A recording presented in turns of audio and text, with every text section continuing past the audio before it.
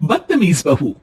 सभ्यता से भरपूर शास्त्री परिवार की इकलौती बेटी मोहिनी को बचपन में ही पढ़ाई के लिए विदेश भेज देते हैं, जहां से वो सालों बाद ग्रेजुएशन पूरी करके इंडिया वापस आती है, जो अब संस्कार, सभ्यता, संस्कृति जैसी चीजों से कोसों दूर होती है।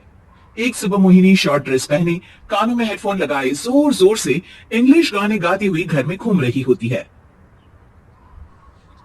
सुबह सुबह भगवान का नाम लेते हैं, राक्षसों की तरह चिल्लाते नहीं।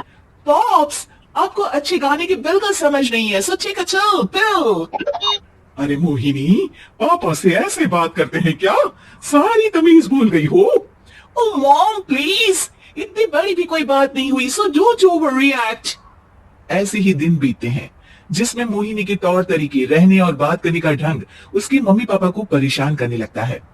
भला कोई मानेगा कि ये मेरी बेटी है? रीति रिवाज और संस्कारों से तो इसका दूर दूर तक कोई नाता नहीं, और अब तो लगता भी नहीं कि कभी होगा। अरे ऐसे कैसे नहीं होगा? लड़कियां सारे नखरे अपने माँ बाप को ही दिखाती है, ससुराल जाकर उन्हें सब कुछ करना भी पड़ता है और मानना भी।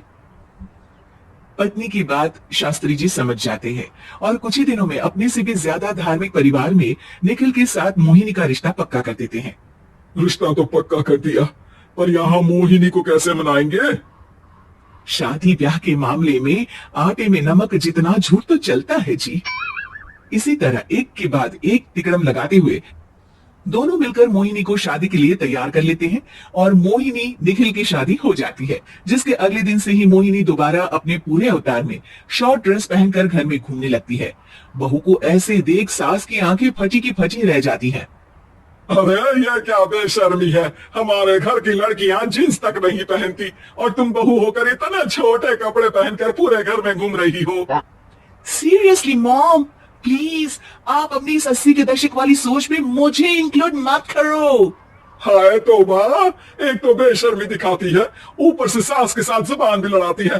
अरे जल्दी कपड़े बदल कर आ, घर की पहली आरती तुम्हें ही करनी है। इतनी देर में निखिल भी वहां आ जाता है। माँ पापा आने वाले हैं, पूजा का सारा सामान तैयार है ना? ये पूजा हमेशा मेरे बॉयफ्रेंड्स के पीछे पड़ी रहती थी और अब हस्बैंड के पीछे भी आ गई। मोहिनी की बातें सुन सास तो अपना सिर पकड़ लेती है, लेकिन निखिल किसी न किसी तरह उसे पूजा के लिए कन्विंस करके कपड़े चेंज करने के लिए भेज देता है, जिस पर पूजा खत्म होने के बाद वो एक बार फिर अपनी शॉर्ट ड्रेस में आ जाती है। बहू, ये क्या तरीका है? संस्कार नाम की कोई चीज है या नहीं? नहीं ससुर जी, संस्कार मेरा दूसरा बॉयफ्रेंड था, अब तो मेरा उससे कोई कॉन्टेक्ट नहीं है। मोहिनी का जवाब सुन के ससुर तो भगवान नाम जपते वहां से चले जाते हैं, लेकिन सास बहू के बीच कहासुनी फिर शुरू हो जाती है, जिसे इग्नोर करते हुए मोहिनी घर से बाहर चली जाती है और देर रात घर वापस आती है। मोहिनी, मैं जानता हूँ कि तुम विदेश में रही हो और तुम्हें वहीं की आदत है, पर यहाँ चीजें कुछ अलग है। अगर तुम उस हिसाब से कुछ एडजस्ट कर लो तो सबके लिए सही हो जाएगा।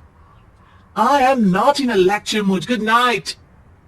अगली सुबह मोहिनी देर से उठकर एक बार फिर उसी तरह सबके सामने आती है, जिस पर उसके सास कुछ बोले उससे पहले ही मोहिनी की दोस्त मोनिका और रेचल वहां आ जाती हैं। Oh hi darling, how are you? OMG, we missed you so much. I missed you too darling. Ram Ram, इन्होंने तो तुमसे भी छोटे कपड़े पहने हैं। अरे तुम लोगों के अंदर कोई शर्म लिहाज बाकी भी है या सब बेच खाई? मोहिनी, तुम्हारी मेड कुछ ज्यादा नहीं बोलती? इस पर मोहिनी की दोस्त उसकी सास का मजाक बनाने लगती है, जिसे सुन निखिल उन्हें जवाब देते हुए कड़वे शब्द सुना देता है और वो सुन के वो दोनों तो मुंह बनाए वहां से चली जाती है, लेकिन गुस्से से लाल मोहिनी वहीं खड़ी निखिल को घूरती रहती है। घूर क्या रही हो?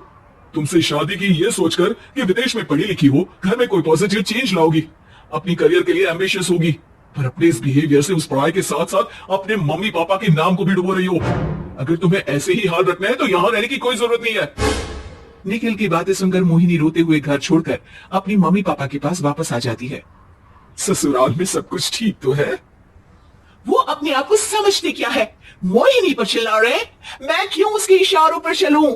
मैं अपनी लाइफ अपने तरीके से जीना चाहती हूँ और वो ना आप लोगों को मंजूर था और ना ही उन्हें है। तुम यहाँ नहीं रह सकती।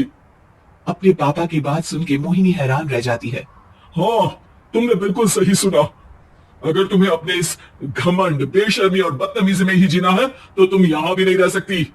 बेटी, मैं मानता हूँ हमारे यहाँ रीति रिवाज बहुत मायने रखते हैं और हमने उन्हीं के ओवरडोज से बचाने के लिए तुम्हें विदेश भेजा था। एक लड़की जो शादी करके घर और बच्चे संभालती है, उससे तुम अपने आप को ज्यादा समझ सको इसके लिए भेजा था। तुम उससे ज्यादा समझो और बनो, पर तुम तो किसी दूसरी ही ट्रेन में चढ़ गई बेटा। उसके मम्मी पापा बहुत देर तक मोहिनी को सारी बातें समझाते हैं, जिन्हें सुनकर मोहिनी को अपनी गलती का एहसास होता है। वो जॉब ज्वाइन कर लेती है और ससुराल वापस आकर उन्हें मॉडर्न बनाती है और खुद भी कुछ रिवाज सीखते हुए खुशी से रहने लगती है।